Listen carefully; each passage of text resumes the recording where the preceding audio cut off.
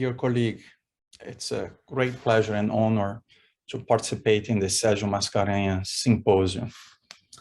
I didn't have the privilege of meeting Professor Mascarenhas, but as a countryman, I can definitely get inspired by all the fantastic work that he did as a physicist and a scientist in Brazil.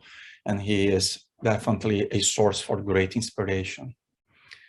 He is actually one of these great examples of what happens when somebody who's not contaminated by dogmas and doctrines, like many of us physicians, get to see what you do. Since he wasn't strict by some of the medical knowledge that actually needs to be challenged, he could come up with principles and ideas that I think are changing our field. And this is the title of this short talk. You have had great talks from people that are working with much more related clinical aspects of this technology. But I really think you are now entering this new era where we are entering, as Carlos Bremer likes to say, the intracranial pressure waveform land, right? And this does represent a paradigm shift in neurocritical care. So in terms of the current labeling of this device in the United States, the Brain for Care system is intended for the monitoring of variation of intracranial pressure in patients with suspected alteration of intracranial pressure or change in intracranial compliance. And I think that's the key aspect, intracranial compliance.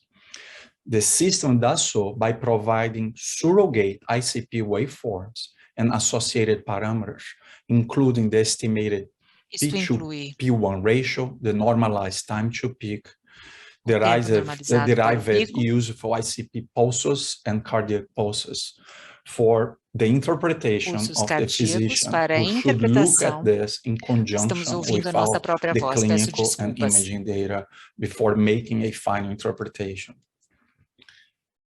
We are seeing an evolution in the ICP monitoring technology. When we started doing this a couple of decades ago, we were essentially looking at the mean absolutely ICP number, and we will discuss why that was a very limited process. We then start to look at trends. Finally, we start to have better monitoring devices that allow us to better, through at least visual interpretation, look at the waveforms.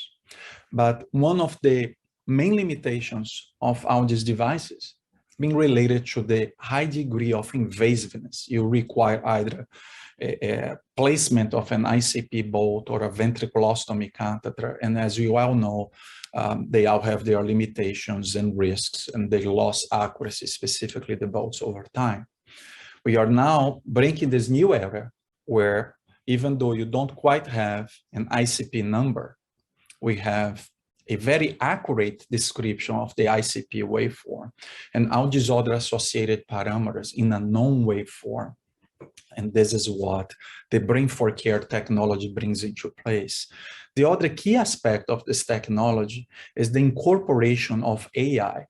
So while many people see the Brain for Care as a device, I think the biggest strength is actually in the AI enriched software that actually helps us understand in the clinical context a lot more.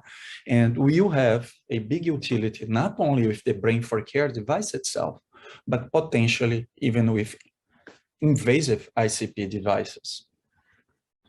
We have seen a lot of evolution in other forms of healthcare monitoring, including EKG and blood pressure. We depart from something that was more simple to actually looking at more details. And now that you're entering the AI area, right, it's going to be a lot easier to look for patterns by looking at the minutiae of the data. And what is very complex with all these things is that you have so many points across time, right, that it's almost impossible for the human brain and the human eye to follow and recognize these patterns, at least in an easier and friendly format.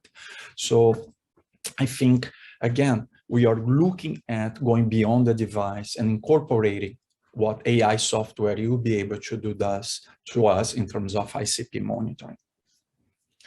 And in my opinion, I think this is what is the most promising intervention of this device.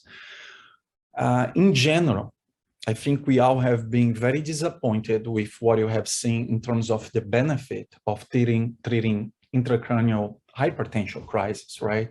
The only randomized clinical trial that you have was by and large negative. The overall results have been, in general, pretty disappointing. And probably one of the reasons is it's probably easier and more efficacious to prevent the ICP crisis rather than treat an established crisis. And I think we may be able to start preventing the crisis if you depart from looking at the numbers and concentrate now on the waveform, which may be a better surrogate of ICP compliance. We are all familiar with the length fit curve. And as you know, during this phase 1 of the curve, there is this compensatory reserve, since we all have the ability to regulate CSF inflow and outflow, we can compensate for changes in volumes, right? During this initial phase, there is no changes in ICP. Right? Then you start to have phase 2, when you start to have more subtle changes, then we start to have changes in the ICP waveform, specifically the P2, P1, P2 ratio starts to change, the time to peak starts to change. And we now have the ability of observing this phenomenon, potentially even before the ICP crisis establishes itself, and we would then be potentially more efficacious in terms of treatment here. So at some point, these compensatory mechanisms, they go through exhaustion, right? And then for any changing in volume, even low changes, we start to have very high changes in pressure. But then when you intervene, because that's typically what you do based on numbers, it may be too late. And this may be one of the reasons why, in general, our treatments for ICP have not resulted in as much outcome changes as you'd hope. We've seen this type of phenomenon with other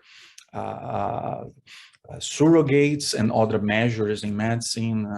You all know the classic story with swan guns and all that, but as you get more and more refined and sophisticated, and I think as you look at large amounts of data over time, which you're only going to be able to do through this AI-derived software, we may be able to reach what you want, which is not only treat the patient, but rather to change the outcome of our patients.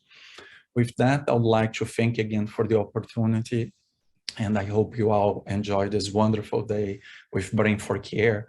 And once again, it's been an honor to talk about this topic at Professor Mascarenhas Symposium. Thank you.